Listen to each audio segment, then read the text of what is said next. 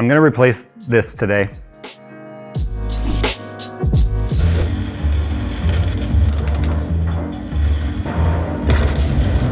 Hey, Jay. Jay. Jay. What? We got work to do. Yeah, I'm playing World of Warships. Yeah. World of Warships is the free-to-play naval strategy game where you command the most iconic and famous warships from World War I and World War II, recreated with stunning detail and accuracy. Build your fleet while participating in various game types while upgrading your ship's arsenal along the way. New players who sign up using my link below will receive an exclusive starter pack to get you up and running quickly by receiving 7 days premium time, 1 million credits, 300 doubloons, and the Tier 5 premium ship, the Exeter. So what are you guys waiting for? Start sinking ships with World of Warships by heading to the description below and getting your freebies. This is my EVGA E1 tribute build. Yes, this is an MSI 4090 Supreme X water-cooled thing. Remember what I talked about? I stopped using my RTX 4090 from EVGA, the not 4090. Well, it's over here on the wall now because I was like, I want to stop using this and have it potentially die. So I figure it's probably time to retire this whole rig from day-to-day use because I don't want to kill my EVGA motherboard, or not to mention it's got EK water cooling stuff in here. But this was a tribute build that I did for EVGA, not for EVGA, but for myself with EVGA stuff, including the E1. Yeah. Can you close the door? Yeah. Yeah. But this was the E1 build with their carbon fiber chassis, and it was just a fun build to do. And I've been using it as my workstation here now for the better part of a year. Anyway, because it's open chassis and we're in a dusty environment, it is filthy. So I'm gonna put the 4090 back in here, and I'm gonna put this on display back here with my EVGA wall, and I'm gonna kind of like reconfigure this so the PC's in the middle and the graphics cards are like around it. And then we have this really cool 3D printed EVGA sign that's supposed to light up that we made 2 years ago that I have yet to put together. And we'll finally get that done right. So that means I need to build myself a new workstation. So that's really the point of today's video, is I'm gonna be trying out a bunch of stuff I haven't used before, but I'm switching back to AMD. And I think, given, and fun fact, this 13900K is a golden sample. This thing with this, sure, this EK water block has a severe amount of mass to it, but I never exceed like 75C at 320 watts. It's insane. Maybe the EVGA logic is still better than all the other crap motherboard companies out there that were pushing this stuff too far. Another reason why I fucking miss EVGA, because their stuff was good. And now that I feel like we don't have them in the market anymore, we just are limited to, I guess, the stuff being really kind of forced upon us in the industry. So anyway, this one we made together as you see it, not with the GPU though, as a tribute build back here in the back wall. The only thing I'm gonna take out of here from my system is my drive. And I'm gonna be moving it over here and letting AMD reinitialize and install all its own drivers and stuff. So I'm gonna set this out of the way. Actually, first I need to take the GPU out so I can get to my SSD, which is under the GPU because it's a vertical mount. Set it aside, and then I'm going to build my new system over here. Let me get this out of the way and we'll talk about the parts. So the chassis I'm gonna be using here is the H7 Flow RGB. It's like the new version. They actually revised this a little bit. It's got the, what do they call it, the F360. It's like a framed in 360 fan shroud thing. So it's one fan connection with 3 fans in it, which is pretty awesome.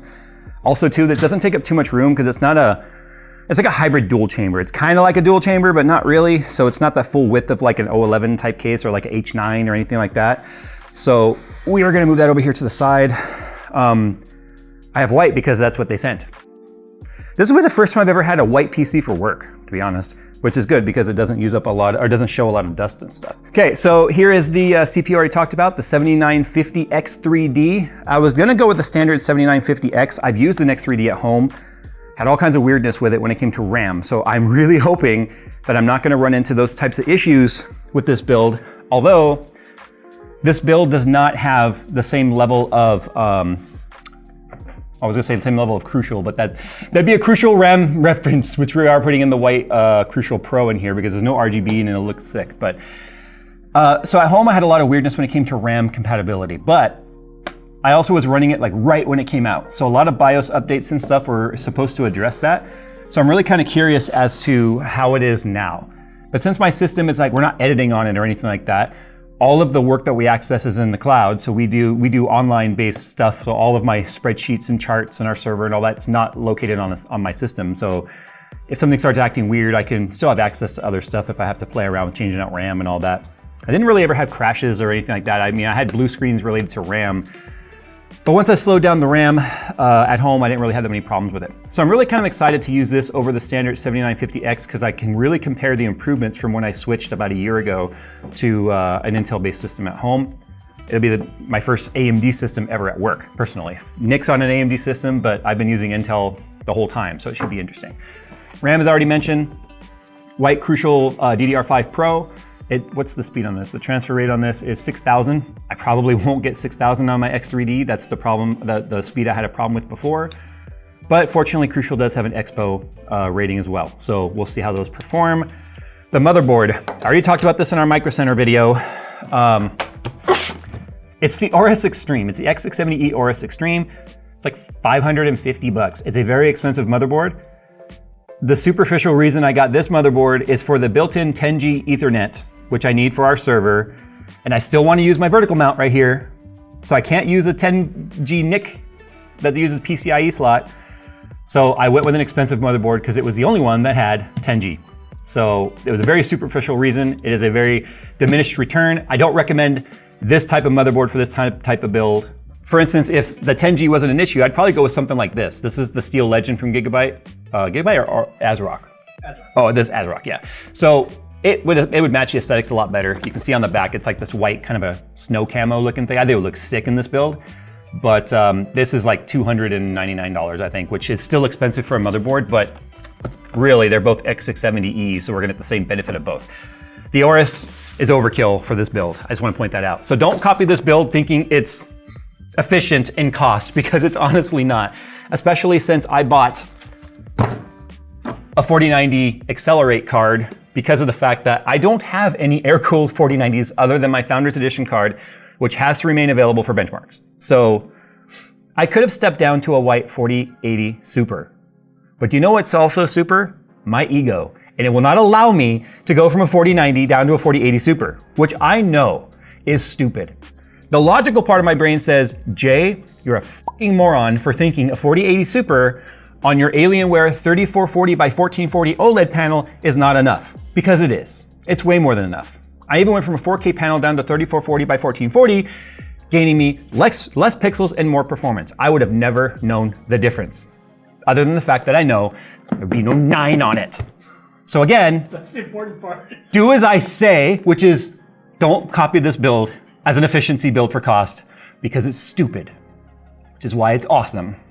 Okay, moving on. I talked about the NZXT stuff. Like I said, they did sponsor all of the case and fans and power supply and the cooler for this build. So these are the two F360 fan frames, if you will. I think the F stands for frame. They're 360s. They have them at a 240 as well. For a second there, I said I wanted to make 120s, but that would have been the stupidest comment I would have made today. And I made plenty of them today. Anyway, I digress. So it's one frame with one connector, one ARGB connector, which does come, and NZXT was like, made it a point to mention that it does come with like a JST type adapter to go from their plug to a motherboard header, which is great. That way you don't have to use cam to control all this if you don't want to. So you can control the fans off your motherboard and any ARGB controller that you want outside of cam, which I think is great.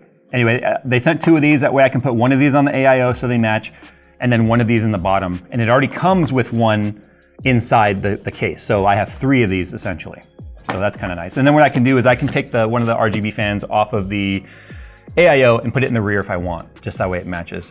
ARGB is not something I care about for this build. I'm probably gonna just set them all to white or ice blue or something like that. Just like I did on my system, the EVGA system, it was all set to white. It didn't RGB puke or anything. And then they sent a couple of these in case we need them. These are just RGB fan and controller hubs, which again, can be controlled entirely off of your motherboard. So if you don't have enough headers and stuff, you can use this. 6 RGB lighting channels and 3 fan channels. Okay, so it's more than likely gonna have to be used with cam, but you can add channels that way, which is kind of nice because splitters, you have a limited amount of RGB LEDs that'll work on the channel. And then this is just an internal USB hub if you don't have enough USBs on your motherboard. Not gonna need that, they just sent it just in case.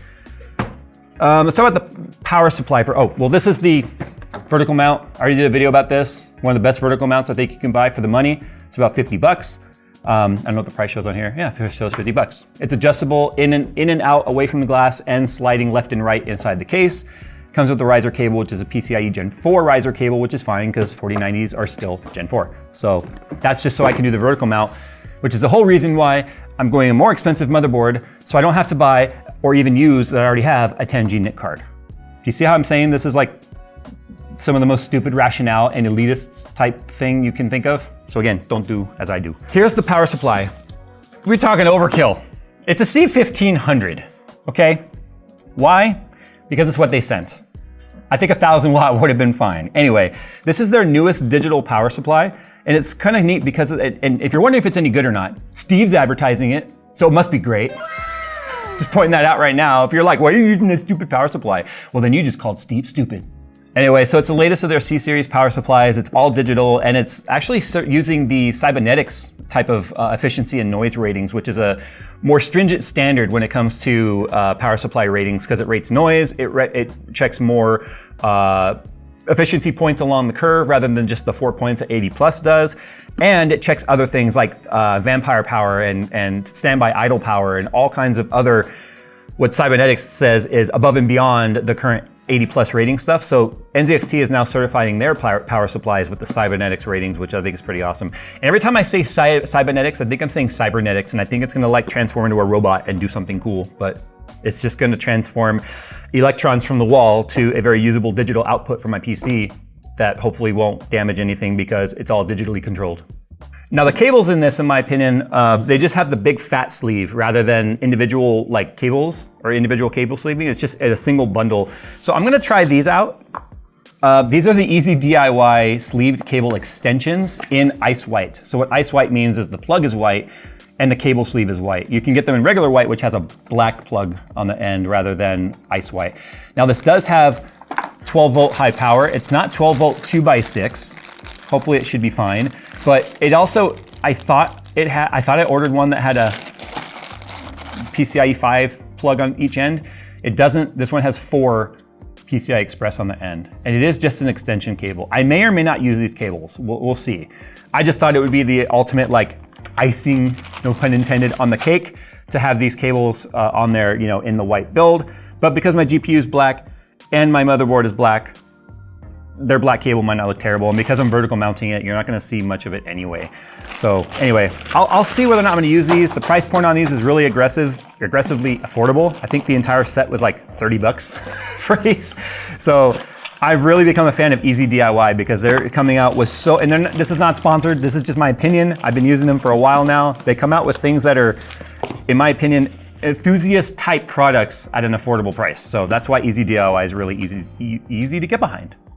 And then for the cooler, this is my Kraken Elite 360 RGB. Already did a video about this. NZXT didn't send it. In fact, they were even like, we don't care what cooler you use any cooler you want. But I figured if I'm gonna use cam already potentially for, I don't know if I need to install cam. I do need to run cam if I'm gonna have the screen and stuff work, but I don't have a problem with that, honestly. I've used cam in the past and it's really improved from what it was way back in the day. I think a lot of people are just really stuck in the old days when it used a lot of resources. But I digress. It's gonna be plenty for my 7950 X3D, which is a 120 watt TDP part. I think it's 170 watts for the non-X3D, and that's because the X3D CCD has a lower max frequency than the other CCD, so it actually doesn't need as much power as a 7950X. So compared to like us being used to 253 plus watts on Intel, this is clearly gonna get the job done just fine when it comes to thermals. Anyway, it's been a while since we've had Phil really get to squirt his creative juices all over you guys. So that's what we're gonna do today. By montage, that's what montage.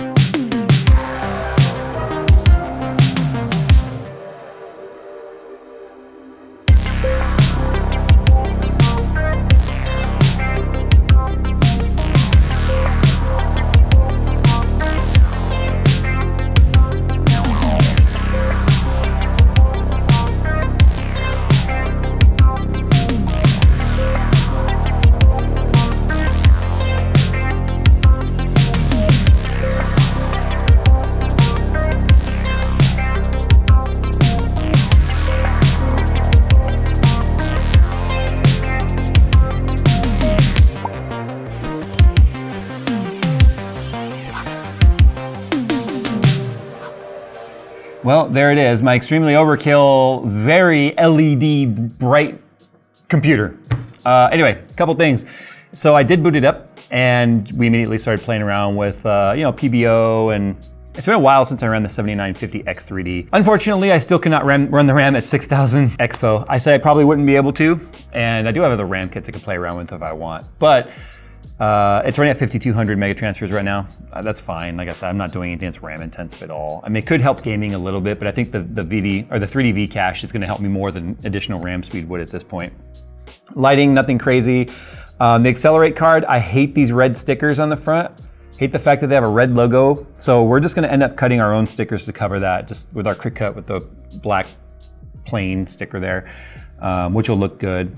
But I didn't do anything crazy with the lighting. I just went with kind of an ice blue and then a purple with a vaporwave sort of a thing. I like those colors. I'm an 80s kid. I love vaporwave. But let's talk about one of the real reasons why I chose AMD is because of everything going on with Intel right now. I just felt like it was time to really just kind of see how things have improved with AMD since I stopped using them on a daily basis about a year ago. And I'm gonna tell you right now, I'm pretty impressed with the performance actually. By just going and doing a quick and dirty -30 on the curve optimizer, I'm getting 5.2 gigahertz on the CCD1, which is the non-3D V cache, and I'm getting a 5 gigahertz all core on the 3D V cache. And that's a quick and dirty -30. So I could probably even get a little bit more, but to be honest, it doesn't really matter. I went with like a little kind of a reactor looking electrical deal behind my LCD on the NZXT. I don't know if I'll leave it. It makes it kind of hard to see the text. NZXT, if you're listening, add drop shadow to the text. It'd make it easier to see in situations like this, or an outline or something that we can adjust. I know that's easy for you guys to do, so add that. Also too, please make F420s. Make triple 420 fans or something for the front of this, because that would be awesome. There's just a lot of dead space around the front that looks kind of silly from the front, but I think if they were filled out with 140s, it'd be great. I'm also very surprised at how much airflow there is through this mesh. So there's no filters built into this. The mesh itself is the filter, but the amount of air that it's still pulling in through these mesh panels is actually kind of insane. I'm kind of surprised, to be honest. It was really good. But yeah, the whole point of this, honestly, like I said, was twofold. To get my E1 system on display, which is where I always intended it to be. I never really intended it to be my daily driver PC. And then two, with all the Intel stuff, to just go back to Team Red for a while, see how things are over there. One of the unique things about this kind of job is the fact that I can just jump back and forth over the fence and be like, oh, the grass is greener over there. Oh, hey, they've been watering. Let's go back over there. Oh, there's a little weedy over here. Now let's go back over there, you know. Also, one other thing I think was kind of neat, if you look at the wiring, you'll see most of it is completely hidden. I was able to move the cable cover back over to the left, closer to the motherboard, which like kind of covers the right side actually. It covers the QR code readout a little bit too, based on the angle you're looking at it, but that's okay. Which really stealthed in the cables. So I have the white cable extensions on there, but you can't really see them because it's behind the cover. You can see the EPS cables there, but again, they're white and way up top where you can't really notice them. But I think it's an ultra sleek looking build. I'm pretty happy with the way it turned out. Not a whole lot of complaints so far, other than the fact that for whatever reason, the AMD CPUs just can't handle very fast DDR5, which is unfortunately one of the benefits of DDR5, which is not a benefit you could take advantage of on AMD. And I'm not running 4 sticks of RAM because we also know AMD, with the same sensitivity I'm talking about with mega transfers or the speed of the RAM, it's also very sensitive to 4 sticks of RAM. Many have talked about the fact that 7000 series CPU and AM5 just won't even post with 4 sticks at any speed, even stock speeds. A lot have complained about that. I don't know if that's improved. I could play around with it. Now that I have this system put together, even though I had the test bench, but now that I'm forced to use this daily, I can play around with it and see how things have improved. And then when 9000 series stuff is out and we get some extra CPUs for that, I can throw one in here and really start messing around with that on a daily basis, which gives you a much more long-term user report on what it's like for the new CPUs rather than running them through a couple of days worth of bench tests. So this is also an open letter to NZXT again. There's some real weirdness with a couple of choices that you decided to make. One, the F360, the frame fan, they call it the frame fan, that's what F stands for. The frame fan that comes in the case has a breakout cable. It's a normal 3-pin, first of all, not a PWM. So it's a DC controlled fan, which is weird. And it's got a 3-pin on one side, and then the other side has an ARGB and NZXT connector. It looks just like kind of like a JST connector, but a little different. It's not a JST, which has a pigtail to a normal ARGB. So you could use it with a motherboard or a hub. The ones that you buy separately that came in the box have this flat connector, which is just the fan connectors, and which are 4-pin, by the way, 4-pin fans, PWM fan. And then the wires next to it are for the ARGB. Then you have to use this adapter that comes with it that gives you the same breakout that I just described as what's already installed on the front fans. But the hub that they provided me doesn't even have that flat connector. So I had to use the adapter anyway on their hub.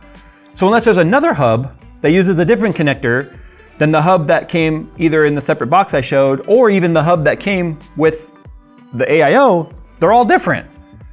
This is like perpetuating a problem that I've complained about for many, many years that other brands have definitely started getting better at. Corsair, I'm looking at you. It's gotten better with Link. Unfortunately, Link has another plethora of problems that have sort of crept up through that closed off ecosystem. So I don't know why you have a separate SKU for the front fans that are existing in this case, rather than just using the same SKU that exists in the standalone. So that seems like a logistical problem. I don't know why that exists. I'd also love to know what hub uses that flat connector. I haven't gone looking at their catalog to see, but if that's the case, why didn't you send me that hub? I don't know, I just think it's almost like I'm back to a problem I thought we had solved a long time ago. My only gripe regarding the cables, fortunately, because I don't have one of those per fan, I don't have 1, 2, 3, 4, 5, 6, 7, 8, 9 of those stupid adapters. I just have 1, 2, 3 of them, which is weird. I mean, it's nice to only have 3 versus 12, or 9, whatever that counts to. Oh yeah, and then I had to use an adapter obviously for the rear fan, because that fan also has the same like pigtail type of deal as the front right here. But I believe, if I'm not mistaken, the rear fan was actually a PWM. So why is the front only a 3-pin DC fan? Whatever. So there you go, guys. It's an opportunity for me to really play around with AMD again and then get that system on display like I wanted. And it's been a while since I've used AMD, actually. Ever since my home system was the 7950X 3D, I hadn't touched it. I did a whole video too about why I'm switching back, and it's not clickbait. It's just long-term user experience. And some of the issues, I wouldn't say issues I've experienced so far, it's just the RAM. RAM is the most consistent thing with AMD. And I think DeBauer's even talked about, like, why is RAM so hard for AMD to figure out? But it's all right. We're running at 5200, that's good enough. All right, guys, thanks for watching. What CPU are you running? Are you running away from Intel currently, waiting for the microcode updates? Or are you just like, hell yeah, Team Red, let's go? I'm Team Computer, so I really don't have a side. But right now, I guess I'm Team Red in my blue PC.